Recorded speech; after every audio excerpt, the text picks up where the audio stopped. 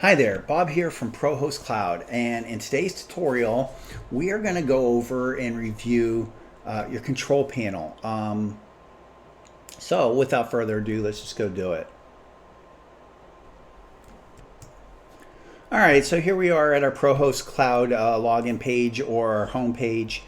We are going to log in. Once we logged in, we're going to log in again, and we're going to go into services.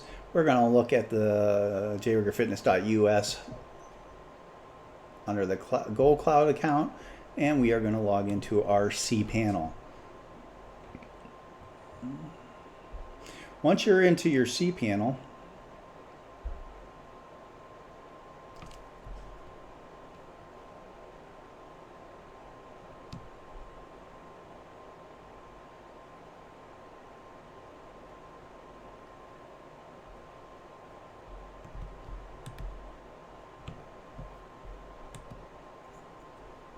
all right, so here we are in our cPanel, and the first thing I want to do is show you how to create an email account.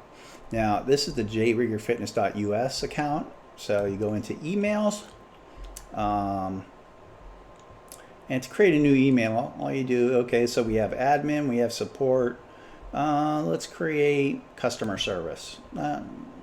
So right in here, you just type in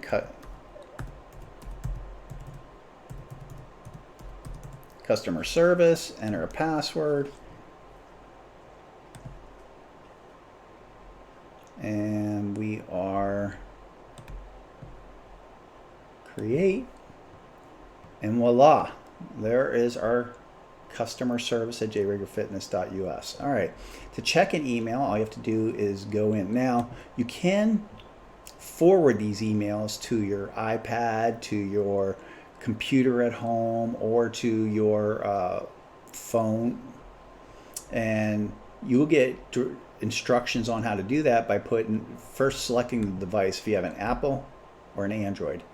Okay,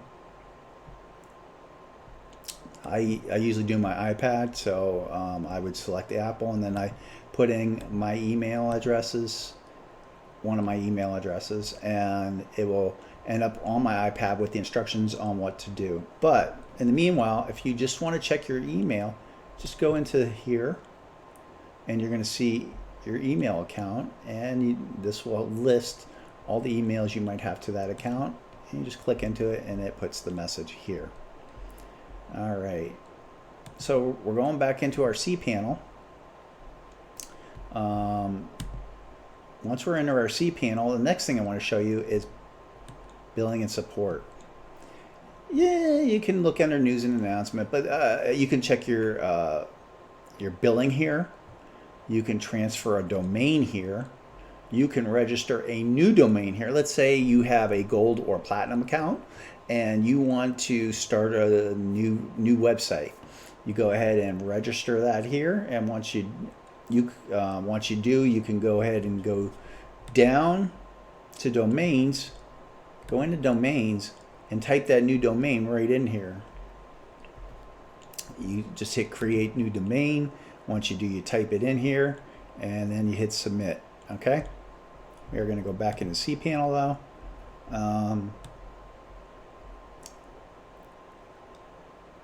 All right, you can create a ticket here, open a ticket, and you can view any support tickets that you've already created. File manager, I would recommend highly that you don't mess around with the file manager. This is where your root documents are, and if you mess something up in your file manager, let me show you what it is. If you mess something up in here, you may screw up most of or some of your website. All your public documents are under the public HTML, and this is everything that builds your website or is connected to your website that public basically can see. Anything above that point is no one can get to it except you from here, and then anything below people could get to, and this this is a way that hackers can get in, is through your public HTML. It's known to happen if your web site is not secure, and they find a plugin that's not secure, they can get in and mess up your files and screw up your website. Anyways, let's go back to the control panel. The next thing I want to talk to you about is the My PHP. I would not recommend messing with your databases either, but as you can see, I have 4 websites here, and there's 4 different databases. If I click into any database, I can see what's in that database, and this is everything in that particular website that's controlling that website. If you really want to know which website is which database, it's easy enough to figure out. Just go down to Options. If I can find it here. Maybe it's over here. I don't see it there. Let's see if we can find it here.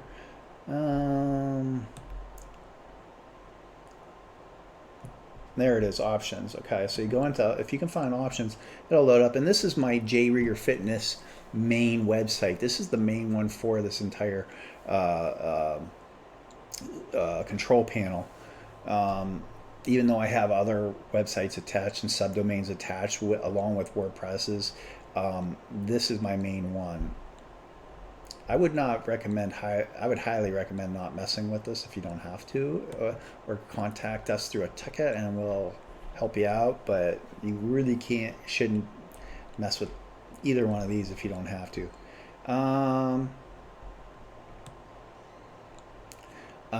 Domains, I showed you how to create a domain. A previous video showed you how to create a subdomain.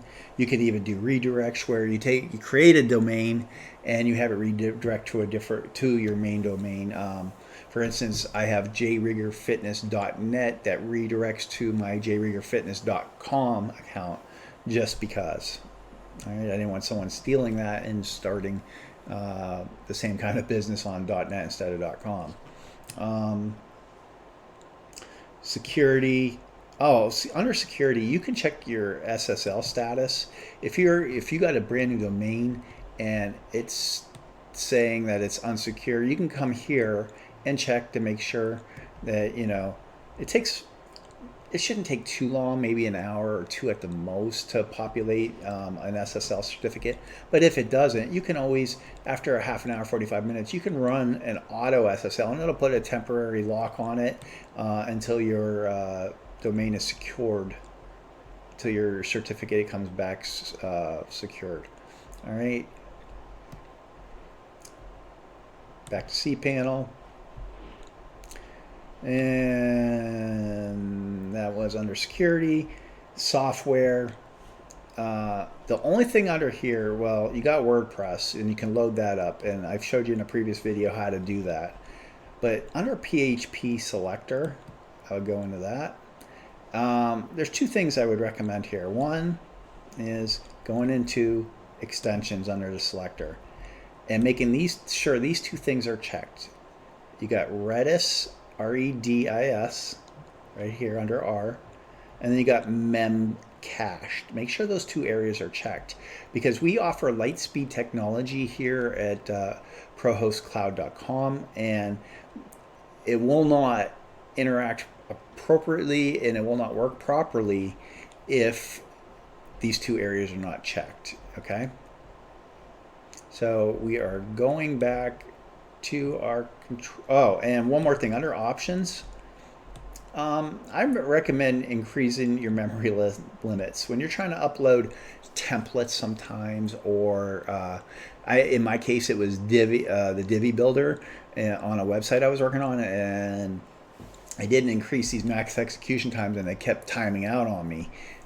So I had to obviously increase the max execution time from, normally they put it at 30 seconds. I put it up to 120. You want to make sure your max input time is -1. Your max input variables, I think it started, I think it was at 1,000 and I put it up to 5,000. Max memory limit, I took it from 64 megabytes up to 2G, and the post max, the post max size, I took it from, I think it was 8 megabytes or 16 megabytes. I took it all the way up to 3G. And the reason I did that is because when you're uploading themes, sometimes they can, especially if they're not WordPress themes, they can take up a lot of space, and they max out or time out, and it can crash your site. It can put a lock on your domain, and that's always a hassle. All right. So after PHP selector, the last thing I want to talk about is the apps installer. And the apps installer is basically exactly what it is. You can create blogs, forums. They have image galleries, which you can add on your website, social networking, like ad managements, mail campaigns, a whole bunch of different apps. I'm going to be honest, I don't really use a lot of these apps. Everything I do, all these things can be done in WordPress. But if you want to give it a shot, maybe on a subdomain to check it out and see what it's like, you could do that. I mean, they're free, they're included. You might as well try them out, I guess, if you have the time to do that. But the main one I really use out of here is WordPress. All right. All right, that's it for today's video, and I just want to remind you to like and share this video. Just I think we offer some great deals for people, and it would be helpful to them as well as me if you liked and shared this video. I want to thank you and have a good evening.